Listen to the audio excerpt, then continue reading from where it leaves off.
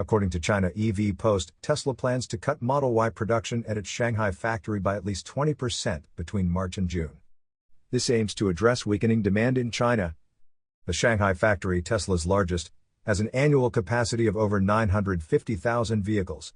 In March and April, Model Y production dropped to 49,498 and 36,610 units, down 17.7% and 33% year-on-year. Despite these cuts, Tesla aims to sell between 600,000 and 700,000 vehicles in China in 2024. Globally, their EV sales target remains 2 million for the year. In 2023, Tesla sold 603,664 vehicles in China, a 37.27% increase from 2022. Model Y and Model 3 sales were 456,394 and 147,270, up 44.74% and 18.33% year-on-year.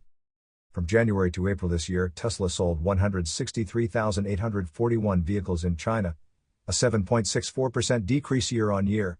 Model Y sales were 126,722, and Model 3 sales were 37,119. On April 21, Tesla cut prices for all models in China by $1,930 to stay competitive.